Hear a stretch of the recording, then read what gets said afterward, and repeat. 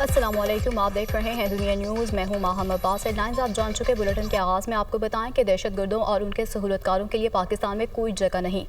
غیر قانونی سرگرمیاں دہشت گردی کی مالی معاونت سے اندرونی طور پر جڑی ہوئی ہیں۔ نیشنل ایکشن پلان کے نفاذ میں تمام ادارے پائیدار ہم آہنگی، مربوط کوششوں اور تعاون کو یقینی بنائیں۔ آرمی چیف کا نیشنل ایکشن پلان کے تیز نفاذ کی ضرورت پر زور۔ Army chief general Syed Asim Munir کی زیر صدارت کور کمانڈرز کانفرنس فورم کا ہر قیمت پر بلا تفریق دہشت گردی کو ختم کرنے کے عزم کا اعادہ۔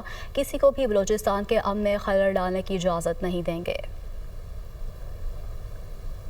Army chief general Syed Asim Munir کی زیر صدارت 268ویں کور کمانڈر کانفرنس، علاقائی و داخلی سلامتی کی صورتحال کا تفصیلی جائزہ، قومی سلامتی کو درپیش چیلنجز اور پاکستان کی حکمت عملی پر بریفنگ، دہشت گردی کو ہر قیمت پر ختم کرنے کے مصمم عزم کا اعادہ۔ ISPR کے مطابق کانفرنس میں شہداء کے لیے فاتح خوانی کی گئی اور افواج پاکستان، قانون نافذ کرنے والے اداروں اور شہریوں کی لازوال قربانیوں کو خراج عقیدت پیش کیا گیا۔ شرکاء نے اس عزم کا اعادہ کیا کہ ملک دشمن عناصر اور ان کے سہولت کاروں سے ریاست پوری طاقت سے نمٹے گی، کسی کو بلوچستان کے امن میں خلل ڈالنے کی اجازت نہیں دی جائے گی۔ شرکاء کا کہنا تھا قانون کی عملداری میں کسی قسم کی نرمی اور کوتاہی نہیں برتی جائے گی۔ آرمی چیف نے نیشنل ایکشن پلان کے تحت ملک بھر میں قائم شدہ ضلعی رابطہ کمیٹیوں کے آغاز کو سراہا۔ کہا پاک فوج دہشت گردوں کی مالی اناج کے خلاف سخت قانونی اقدامات میں حکومت اور قانون نافذ کرنے والے اداروں کو مکمل تعاون فراہم کرے گی۔ غیر قانونی سرگرمیاں دہشت گردی کی مالی معاونت سے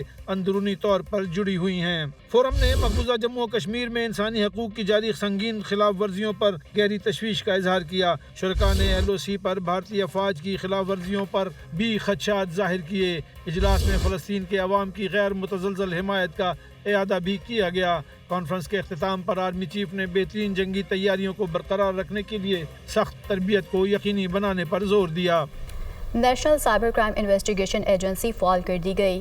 FIA کا سائبر ونگ ختم کر دیا گیا ہے، جبکہ تمام سٹاف NCCI کے ماتحت کام کرے گا۔ سائبر ونگ کا تمام سٹاف NCCI کے ماتحت کام کرے گا۔ FIA سائبر ونگ کے تمام مقدمات بھی NCCI کو منتقل۔ سائبر ونگ کے افسران موجودہ عہدوں کے ساتھ کام کریں گے۔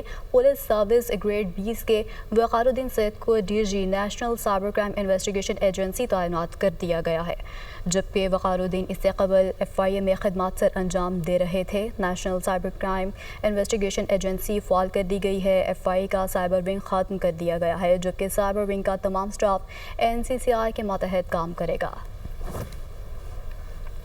بات کرنے کے لیے ہمارے ساتھ موجود ہیں عادل تنولی۔ عادل، بتائے گا FIA کا سائبر ونگ ختم کر دیا گیا ہے، مزید کیا اپڈیٹس ہیں؟ FIA سائبر کرائم کا سائبر ونگ ختم کر دیا گیا ہے اور سلسلے میں نوٹیفکیشن جو ہے وہ بھی جاری کر دیا گیا ہے۔ FIA کے سائبر کرائم ونگ جو ہے وہ ختم کرنے کے بعد باقاعدہ طور پر FIA سائبر ایجنسی کا نوٹیفکیشن جو ہے وہ جاری کر دیا گیا ہے، جس میں FIA کے سائبر کرائم ونگ کے جو ڈائریکٹر ہیں وقار الدین سید، ان کا باقاعدہ طور پر نوٹیفکیشن جو ہے وہ جاری کیا گیا ہے، جبکہ اس کے علاوہ موٹر وے، نیشنل موٹر وے ہائی وے کے جو IG ہیں ان کا نوٹیفکیشن جو ہے وہ مختار راجہ کا بطور DG FIA جو ہے وہ نوٹیفکیشن کیا گیا ہے۔ اس سے قبل راجہ مختار راجہ جو ہے وہ national highway and motorway کے IG تعینات تھے، تاہم دونوں عہدوں پر باقاعدہ طور پر اعلیٰ افسران کی تعیناتی کا نوٹیفکیشن جو ہے وہ وزارت داخلہ کی جانب سے کر دیا گیا ہے۔ جی ٹھیک ہے، بہت شکریہ آپ کا۔ Chairman peoples party Bilawal Bhutto Zardari نے سندھو پر نئی کینالز کو مسترد کر دیا۔ کہتے ہیں ہم نے دنیا کو بتایا کہ سندھو کو بچانا ہے، بھارت ہمارے پانی پر ڈاکہ مار رہا تھا۔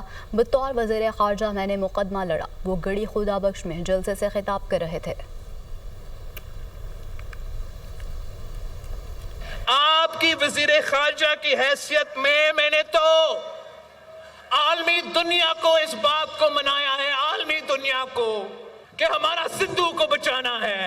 پانی پہ ڈاکہ بھارت کرتے آ رہا ہے، میں بھارت کا مقابلے کر کے آیا ہوں۔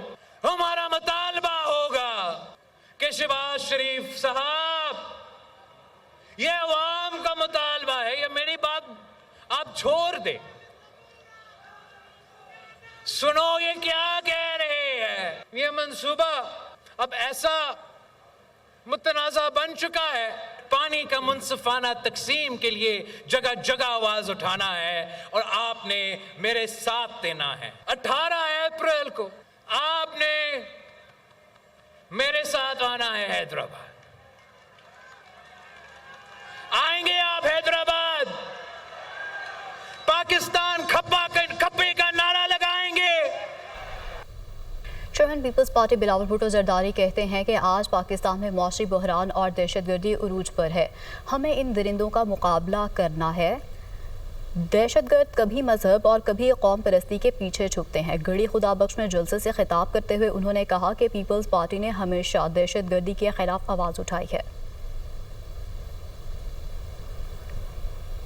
आज पाकिस्तान हर तरफ से मसाइल का शिकार है, मुआशी बहरान है, दहशतगर्दी अरूज पे है। उन दरिंदों का मुकाबला करना है जो पाकिस्तान के अवाम के खून के साथ होली खेल रहे हैं। दहशतगर्द का ना कोई मजहब होता है और ना कोई कौम होता है। हम इनको सियासी तौर पे बैनुल अक़वामी सतह पे इनका मुकाबला करेंगे। हुकूमत का सबसे अहम किरदार होता है वज़ीर आज़म का, उनका टीम का, और हम बतौर पीपल्स पार्टी इस मेहनत में, इस कोशिश में इनके साथ देंगे। ऑपोजिशन से अपील करते हैं कि आप भी अपना किरदार अदा करें। कैदी नंबर 804 जो भी हो, वो सियासत आपका हक है, वो आप करते रहे, वो पाकिस्तान पीपल्स पार्टी एतराज़ है। लेकिन जहां तक ये पाकिस्तान और दहशतगर्द का मुकाबला है, ऑपोजिशन को भी अपना किरदार अदा करना चाहिए। कोई एक जमात, कोई एक सूबा ये दहशतगर्दों और उनके पीछे जो आलमी क़ुव्वतें हैं उनका मुकाबला नहीं कर सकता। वज़ीर तवानाई अवैस लग़ारी का कहना था कि 36 IPPs के साथ मुज़ाकरात मुकम्मल हुए। इससे 3696 अरब रुपए की बचत होगी। दरामदी कोयले के प्लांट्स मकामी कोयले पर मुंतकिल करेंगे। फैसले के बाद फ्यूल कॉस्ट एडजस्टमेंट कम होगी। वो बिजली की कीमतों में रिलीफ से मुतालिक ब्रीफिंग दे रहे थे। कॉन्ट्रैक्ट नेगोशिएशंस जो थी 36 IPPs के साथ मुकम्मल की और उन नेगोशिएशंस के उसके नतीजे में 3696 अरब रुपए का हमें एक सेविंग्स हुई, जो मुस्तकबिल में हमारे कंज्यूमर्स के ऊपर एक बोझ होता। हम लोग एनर्जी सिक्योरिटी को मद्देनज़र रखते हुए इन प्लांट्स को, जो 3 बड़े इम्पोर्टेड प्लांट्स हैं और एक हुकूमत का अपना जामशोरो है, उसको कोल कन्वर्जन की तरफ लेके आने के लिए एक तफसीली स्टडी जो कि एक बैंकेबल डॉक्यूमेंट हो, वो हमारा जून तक तैयार हो रहा है। जो अभी तक की रीडिंग्स आ रही हैं उसमें यही हमें इम्प्लिकेशंस दिखाई दे रही हैं कि ये फ्यूल कॉस्ट की रिडक्शन में बहुत हमें हेल्प करेगा। अगर हमारी टर्म शीट बैंक्स के साथ 6 साल की तय हुई तो 6 सालों में ये आपका 2400 अरब रुपए, 1200 अरब रुपए का लोन भी पे ऑफ हो जाएगा, उसका सूद भी पे ऑफ हो जाएगा।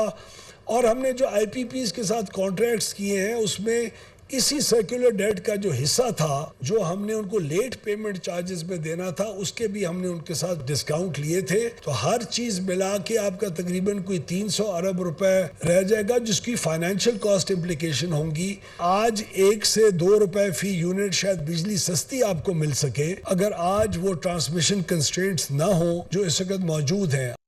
तहरीक इंसाफ की लीडरशिप में इख्तलाफात हैं। रहनुमा शौकत यूसुफजई का एतराफ़ प्रोग्राम टुनाट में समर अब्बास में गुफ्तगू करते हुए उनका कहना था कि अब ये नौबत आ गई है कि इख्तलाफात की तरदीद भी नहीं कर सकते। पहले तो डिनाई करते रहे, लेकिन अब तो डिनाई नहीं कर सकते। इख्तलाफात हैं, इसमें कोई शक नहीं है। हम बड़े चीज़ों पे पर्दा डालते रहे, लेकिन डिसिप्लिन का फुकदान रहा है। फिर जो हमारी सीनियर लीडरशिप थी, जिनके पास ओहदे हैं, वो इन सारे मामलात पर खामोश रहे। कि जुनैद अकबर साहब से जो मेरी बात हुई है वो काफ़ी अच्छा रिस्पांस रहा उनका, और उन्होंने कहा कि मेरी तो सूबाई हुकूमत है, अली अमीन साहब जो है वो इमरान खान के नामिनी है, चीफ मिनिस्टर हैं, तो मैं कैसे उनके ख़िलाफ़ जा सकता हूँ।